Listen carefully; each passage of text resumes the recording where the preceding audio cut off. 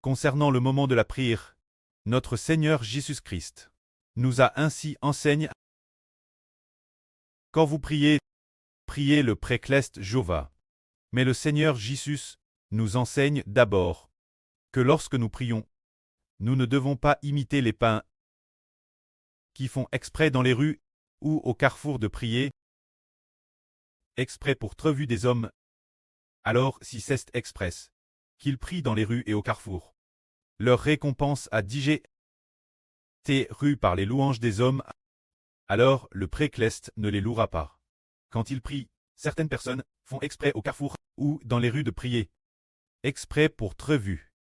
Ainsi la récompense qu'il obtient, il la DJ rue, les gens diront: ouah, cette personne est si pieuse, c'est très bien, cette personne, c'est très bien qu'elle prie avec tant d'efforts. Ainsi, pour sa prière, il a DJ réu sa récompense. Car si une personne prie un carrefour, s'agenouille un carrefour pour prier, alors dans ce cas, en faisant exprès d'être vu, sa prière n'est pas pour prier Dieu. Il le fait simplement pour très vu des gens. Prenons un exemple. Certaines prières, comment devrait-on prier? Le précleste ne l'écoute peut-être pas vraiment. Une fois, un frère a vu quelqu'un s'agenouiller canton au bord d'une rue, s'agenouiller elle et prier TRS sérieusement, tout en s'agenouillant, comme on s'agenouille devant une idole, mais celui qui tait genoux au bord de la route, priant tout en temps agenouille. Cette personne qui priait tout en temps agenouille, c'était un pasteur d'une religion. Il a prié pendant plus d'une heure, s'agenouillant encore et encore, se prosternant de cette façon. Et puis il a fait exprès que beaucoup de gens le voient. Les gens allaient et venaient, et tous le voyaient. Plus tard, on a découvert que cette personne était canton, le pasteur d'une église chrétienne. Alors on a dit: ouah, ce frère pasteur, il est si pieux. Alors beaucoup de gens regardaient, et certains ont madame utilisé leur téléphone pour prendre une vidéo et regarder.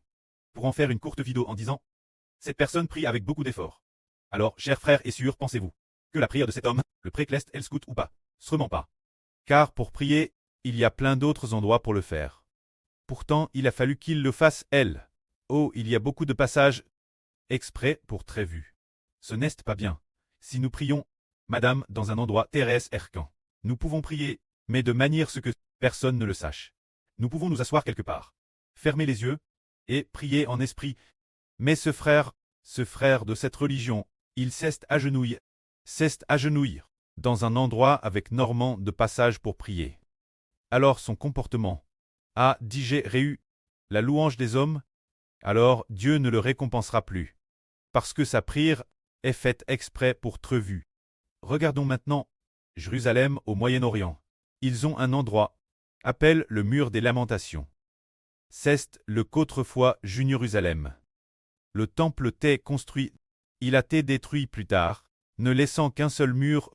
Cet endroit s'appelle le mur des lamentations. Les Juifs y prient. Des Juifs de partout viennent y prier. Alors ils écrivent aussi des prières et les inscrivent dans le mur. Et ils laissent des gens de partout les filmer. Pendant qu'ils prient elle basse. Ils ont l'air terrestres pieux. Mais Dieu n'écoute pas, parce que leur prière n'est faite que pour être vue. Pour faire voir aux gens: oh, c'est un croyant. Il est terrestre pieux. Je suis du judaïsme. Cette personne prie ainsi, elle semble terrestre pieuse, en venant prier au mur des lamentations. Mais Dieu n'écoute pas, car nous savons que la prière que Dieu écoute se fait dans le secret. Souvent dans le secret. Par exemple, la religion d'aujourd'hui, par exemple, cette prière des Juifs, bien qu'ils aillent au mur des lamentations, qui est le site de l'ancien temple pour prier, Dieu n'écoute pas. Parce que maintenant, la prière que Dieu écoute est celle faite au nom de Jésus-Christ. C'est alors que Dieu écoute.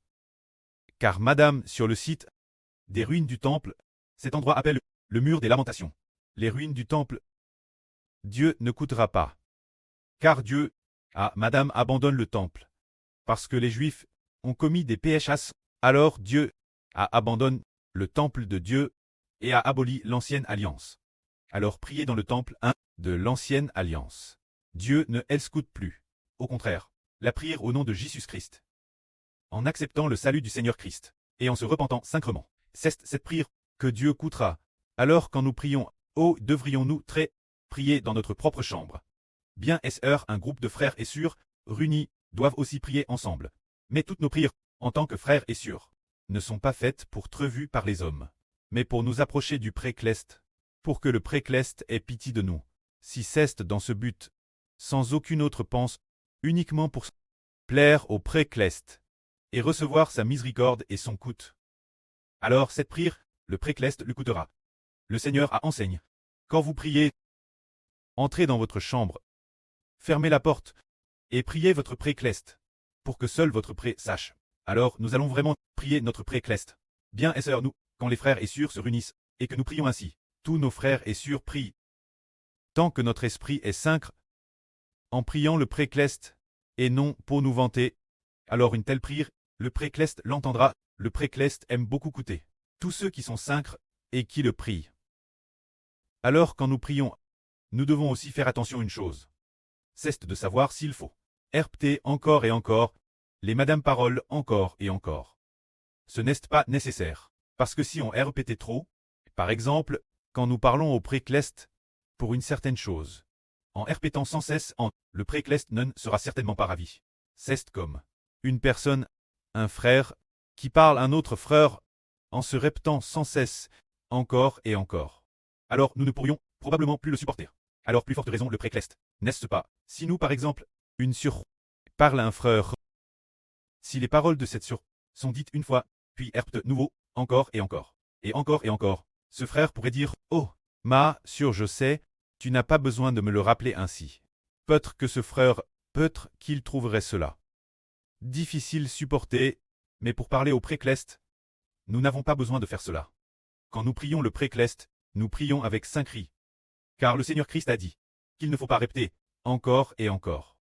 Ne pensez pas que c'est en parlant beaucoup que Dieu vous exaucera. Mais c'est parce qu'avant madame que nous ne demandions le précleste c'est DJ, ce dont nous avons besoin, avant que nous ne demandions quelque chose. Sans madame avoir demandé le précleste le c'est DJ, demandons-lui simplement avec 5 cris.